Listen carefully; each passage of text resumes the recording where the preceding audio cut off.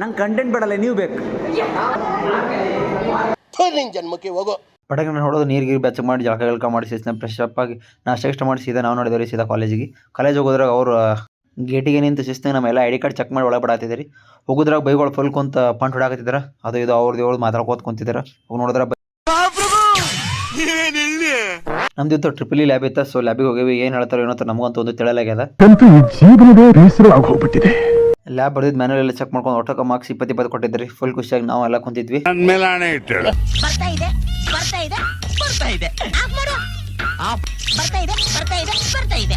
ಎಲ್ಲರೂ ಲ್ಯಾಬ್ ಮಾಡಕತ್ತಾರ. By ಪೂತ್ಕೆ reels ನೋಡಕತ್ತ ನೋಡ್ರಿ. ಇವ್ನ ಯಾವನ ಸೆಡೆ ನನ್ನ ಮಗ.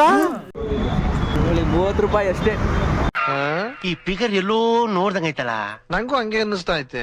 ಊಟ ಟೈಮ್ ಆಗತ್ರಕ್ಕೆ ನಾನು ಒಂದು ದೋಸ್ತ ಎಲ್ಲ ಕೊಡ್ಕೇರಿ ಗೌಡ್ರ ಮನೆ ಊಟಕ್ಕೆ ಹೋಗ್ಯಾವ್ರಿ. ನಾವು ಊಟ ಗಿಟ್ಟ ಮಾಡ್ಕೊಂಡೆಲ್ಲ ಮಾಡಿ ಮಾವ ಸೋಪಿಗೆ ಹಾಕೊಂಡು ಹೊಳ್ಳಿ ಹೊಂಟಿದ್ವಿ. ಬರೋದ್ರಾಗ ಮಧ್ಯಾಹ್ನ ಪೀರಿಯಡ್ದಾಗ ನಾವು ನಮ್ಮ ಒಂದು ಸ್ವಲ್ಪ ಇದಿತ್ತು ಅಂತ ಫುಲ್ ಎಲ್ಲ ಶಿಸ್ತಾಗಿ ರೆಡಿಯಾಗಿ ನಾವು ಕ್ಲಾಸಿಗೆ ಹೋಗ್ತೀವಿ.